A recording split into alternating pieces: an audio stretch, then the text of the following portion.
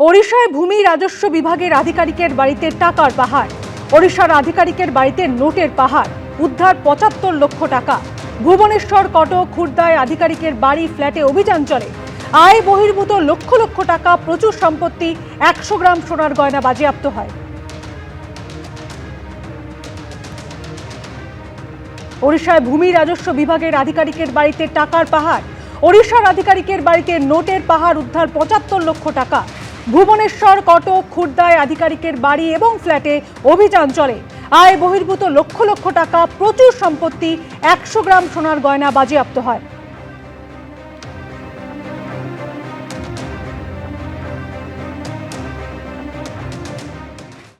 SIR আবহে ফের অনুপ্রবেশ নিয়ে তুঙ্গে উঠল তরজা। সরকার জমি না দেওয়ায় সীমান্তে ফেন্সিং আটকে রয়েছে বলে অভিযোগ তুললেন অমিত শাহ। পাল্টা পেহেলগাঁওয়ে জঙ্গি হামলার প্রসঙ্গ টেনে আক্রমণ শানালেন মমতা বন্দ্যোপাধ্যায়। আর এরই মধ্যে অনুপ্রবেশ রুখতে বার্তা দিয়েছেন রাজ্যপাল। और न केवल घुसपैठ रोकेंगे, सारे घुसपैठियों को चुन चुनकर भारत के बाहर निकालने का काम भी भारतीय जनता पार्टी की बंगाल सरकार करेगी। মিথ্যে কথা, বাংলায় শুধু অনুপ্রবেশকারী, কাশ্মীরে নাকি নেই। পহেলগাঁও তাহলে কি আপনারা করলেন? এসআইআরের আবহে বিধানসভা ভোটের আগে যখন অনুপ্রবেশ অন্যতম প্রধান ইস্যু হয়ে উঠেছে, তখন ফের একবার এ নিয়ে সরব হলেন অমিত শাহ। ২০১৪ থেকে ২০২৫ প্রায় ১২ বছর ধরে কেন্দ্রে ক্ষমতায় রয়েছে বিজেপি। সীমান্ত সুরক্ষার দায়িত্ব বিএসএফ এর, আর বিএসএফ কেন্দ্রীয় স্বরাষ্ট্র মন্ত্রকের অধীনস্থ। স্বরাষ্ট্রমন্ত্রী অমিত শাহ, তাহলে অনুপ্রবেশের দায় কি কেন্দ্রীয় স্বরাষ্ট্রমন্ত্রীর নয়? বারবার এই প্রশ্ন তোলে তৃণমূল। এদিন তার জবাব দিয়েছেন অমিত শাহ। वो ठीकरा फोड़ते हैं कि बीएसएफ है, वो रोक नहीं रही है।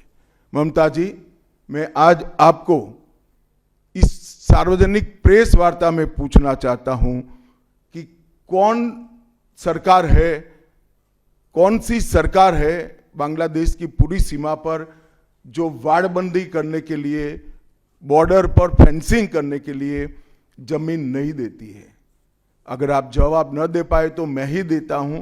आपकी ही सरकार है जो जमीन नहीं देती है, जिसके कारण फेंसिंग का काम समाप्त नहीं होता है। फिर भी भौगोलिक रूप से कठिन सीमा पर से कोई घुस कर आता है तो कहां जाता है? सबसे पहले बंगाल के गांव में जाता है। आपका पटवारी क्या कर रहा है? आपका थाना क्या कर रहा है? क्यों इसको अरेस्ट नहीं किया जाता? एक ऐसी मजबूत राष्ट्रीय ग्रिड बनाएंगे जो बंगाल से घुसपैठ को समाप्त कर देंगी। इंसान छोड़ दीजिए, परिंदा भी पैर नहीं मार पाए, इस प्रकार की एक मजबूत ग्रिड की रचना हम करेंगे। তুমি মহারাজ সাধু হলে আজ, আমি আজ চোর বটে? জিজ্ঞেস করুন দুঃশাসন মন্ত্রী, বিএসএফ কার হাতে?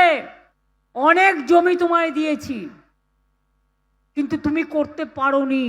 আগে ওগুলোর কাজ শেষ করো, যে জমিগুলো দিয়েছি তারপরে আবার দেব। তোমার তো বর্ডার করার কাজ নয়, তুমি এখন ১.৫ কিলোমিটারটাকে ৫০ কিলোমিটার বাড়িয়ে দিয়ে গ্রামে গ্রামে ঢুকে বিএসএফকে দিয়ে থ্রেট করছো। অনুপ্রবেশ ইস্যুতে সুর চড়িয়েছেন অভিষেক বন্দ্যোপাধ্যায়। অনন্ত মহারাজ বলছেন যে দেশের স্বরাষ্ট্রমন্ত্রী হচ্ছে সবথেকে বড় ঘুসপেটি আর পাকিস্তানি। জগন্নাথ বাবু সে বলছে যে বিজেপি যদি বাংলায় ক্ষমতায় আসে তাহলে আর বর্ডার বলে কিছু থাকবে না। সেই বর্ডার অমিত শাহ সিকিউর করার জন্য মমতা বন্দ্যোপাধ্যায়কে দায়ী দিচ্ছে। বিজেপি কি তার বিরুদ্ধে কোনো শোকজ নোটিশ সার্ভ করেছে? তা অমিত শাহ আগে তাদের দলের বিধায়ক লোকসভা এবং রাজ্যসভা তাদের সাথে কথা বলুক, তারপর এসব বলবে। Bengal is opening door for the infiltrators. I think we must take strong action in West Bengal, Bangladesh border. SIR আবহে অনুপ্রবেশ ইস্যু নিয়ে তরজার আঁচে ফুটছে রাজ্য রাজনীতি। এই প্রেক্ষাপটে অনুপ্রবেশ রুখতে বার্তা দিলেন রাজ্যপাল CV Ananda Bose. The state, we are a federal entity. State has got certain responsibilities, the center has got certain duties. Both of them will join together. If there is any hitch, we will certainly sort it out. অনুপ্রবেশ রুখতে সীমান্তে কতটা সক্রিয় BSF, এদিন কলকাতায় একটি অনুষ্ঠানে তা তুলে ধরলেন বিএসএফ এর আধিকারিক। हम सभी जानते हैं कि अवैध घुसपैठ और तस्करी यहाँ की प्रमुख समस्या हैं, जिससे निपटने के लिए आधुनिक तकनीक से सीमा की निगरानी की जा रही है। এসআইআর শুরু হতেই দলে দলে অনুপ্রবেশকারীদের বাংলাদেশে ফিরতে দেখা গেছিল। সেই অনুপ্রবেশ নিয়ে এবার সরগরম রাজ্য রাজনীতি।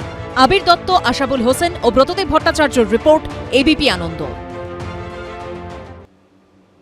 কেউ এসেছেন অ্যাম্বুলেন্সে, কেউ বা হুইল চেয়ারে। এসআইআর শুনানিতে চরম হয়রানির ছবি ধরা পড়েছে কলকাতা থেকে জেলায়। শুনানিতে ডাক পড়েছে কবি জয় গোস্বামী এবং তার মেয়েরও, যদিও পরে নির্বাচন কমিশন সমস্যা সমাধানের আশ্বাস দিয়েছে। আর এদিকে মঙ্গলবারই রাজ্যে আসেন পশ্চিমবঙ্গের দায়িত্বপ্রাপ্ত senior deputy election commissioner Gyanesh Bharti. কারো পা ভাঙা, প্লাস্টার করা, কারো বা সদ্য অপারেশন হয়েছে, নাকে নল, কেউ বয়সের ভারে ভারাক্রান্ত। সেই অবস্থায় তাদের আসতে হয়েছে এসআইআর এর শুনানি কেন্দ্রে। রেহাই পাননি কবি জয় গোস্বামী। পরিবার সূত্রে খবর, খসড়া তালিকায় নাম রয়েছে জয় গোস্বামীর। বিগত দিনে একাধিকবার ভোটও দিয়েছেন তিনি, অথচ 2রা জানুয়ারি তারই ডাক পড়েছে নথি যাচাইয়ের পরীক্ষায়।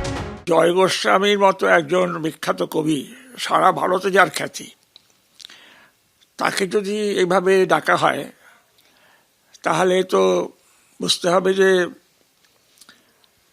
যারা এইসব করছেন তাদের বাংলা জ্ঞান নেই, সাহিত্য সম্পর্কে জ্ঞান নেই, হাঁটতে পারে না, চলতে পারে না, তাদেরও ডেকে পাঠানো হচ্ছে শুনানিতে।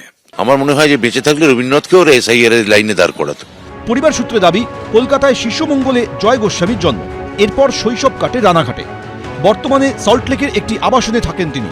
শুধু তিনিই নন, শুনানি পর্বে ডাক পড়েছে জয় গোস্বামীর মেয়েরও। পরিবার সূত্রেই জানা যাচ্ছে, জয় গোস্বামীর সম্প্রতি একটি অপারেশন হয়েছে, শরীর অসুস্থ। এই অবস্থায় হাজিরার নির্দেশে ক্ষোভ চেপে রাখেনি পরিবার। মায়ের কাছে গতকাল ফোন আসে যে আমাকে আর জয়কে যেতে হবে হিয়ারিং এর জন্য। তো জয়ের তো এখন অপারেশন হয়েছে কয়েকদিন আগেই, এবং জয়ের কমপ্লিটলি বাড়ি থেকে বেরোনো বারণ, ফোনও ধরছে না, খুব বেশি কথা বলাও বারণ। তো জয় এত বছর এই মানে এখানে মানে জয় তারপরে 2002 এর পরে ভোট দিয়েছে, লাস্ট ভোটও দিয়েছে, তারপরেও জয়কে ডাকা হচ্ছে। সূত্রের খবর, এই খবর সম্প্রচারের পরই নির্বাচন কমিশনের তরফে যোগাযোগ করা হয় জয় গোস্বামীর পরিবারের সঙ্গে। তারা সমস্যা সমাধানের আশ্বাস দিয়েছেন। এদিন একাধিক জেলায় চোখে পড়ল শুনানি পর্বে এই হয়রানির ছবি। বীরভূমের বোলপুরের বাসিন্দা সজল বাগ, সম্প্রতি তার মুখে অস্ত্রোপচার হয়েছে। ডাক্তার বেডরেস্টের পরামর্শ দিলেও আসতে হয়েছে এসআইআর শুনানিতে। সারা জীবন মার্চেন্ট নেভিতে চাকরি করেছি, আমার কাছে কেন্দ্রীয় সরকারের সার্টিফিকেট সমস্ত হয়েছে, পাসপোর্ট রয়েছে এত বছর ধরে। তারপরে এসে প্রমাণ করতে চাই আমি ভারত সরকারের লোক, ভারতবর্ষের লোক। এর থেকে দুঃখের আর কি আছে? আমার ঘৃণা করছে, লজ্জা করছে। জলপাইগুড়ি সদর ব্লকের বাসিন্দা 62 বছরের তুষ্ট সরকার। পা ভাঙা, লোহার পাত বসানো হয়েছে, পরের সপ্তাহে অপারেশন হবে। সেই অবস্থায় টোটোয় চেপে আসতে হয়েছে শুনানি কেন্দ্রে। কতক্ষণ ধরে ওয়েট করছেন আপনারা? মোটামুটি 3-4 ঘন্টা তো হবে। অ্যাম্বুলেন্সে চড়েই শ্রীনিকেতন ব্লকে শুনানি কেন্দ্রে এসেছেন পুতুল দাস প্রামাণিক নামে এই মহিলা। নার্ভের সমস্যার কারণে স্বাভাবিক চলাফেরাই করতে পারেন না তিনি। অ্যাম্বুলেন্সের বেডে শুয়েই সই করলেন প্রয়োজনীয় নথিতে। কাকদ্বীপে দেখা গেল এই ছবি। নথি যাচাইয়ের পরীক্ষায় আসতে হয়েছে বিশেষভাবে সক্ষম এই মানুষটিকে। এদিকে মঙ্গলবারই রাজ্যে আসেন পশ্চিমবঙ্গের দায়িত্বপ্রাপ্ত senior deputy election commissioner Gyanesh Bharti. কলকাতায় পৌঁছেই তিনি চলে যান বাগুইআটির একটি শুনানি কেন্দ্রে। সেখানেও শুনানি কেন্দ্রে উঠে আসে একাধিক হয়রানির অভিযোগ। অসুস্থ যারা, তারা আসতে পারছে না, এই অ্যাম্বুলেন্সে করে আসছে, তারপরে নাকে অক্সিজেনের সিলিন্ডার লাগিয়ে আসছে, সন্তান সম্ভব যারা তারা আসছে। এগুলো তো খুব মানে ইনহিউম্যান না। এটা একটা গণতান্ত্রিক দেশে এটা তো হওয়া উচিত না। না কি বলবো বল। Sir, many people, aged people above 70, they are complaining that only 85 years age mark is not enough. They are saying that people who are above 70, they are facing problems to visit this hearing centers. We will do that also. এরই মধ্যে দেখা গেছে এই ছবিও। বর্ধমানে শুনানি কেন্দ্রের বাইরে হুইল চেয়ারের ব্যবস্থা করা হয়েছে। সিও দপ্তর সূত্রে খবর, 85 বা তার বেশি বয়সীদের ক্ষেত্রে যেমন বাড়িতে গিয়ে শুনানি হবে, তেমনি শারীরিকভাবে সক্ষম, অন্তঃসত্ত্বা এবং গুরুতর অসুস্থদের ক্ষেত্রে বিএলওকে জানালে বাড়িতে শুনানির ব্যবস্থা হবে। কৃষ্ণেন্দু অধিকারী, ব্রতদীপ ভট্টাচার্য, গৌতম মণ্ডল, এবিপি আনন্দ। এবিপি আনন্দ, এগিয়ে থাকে, এগিয়ে রাখে।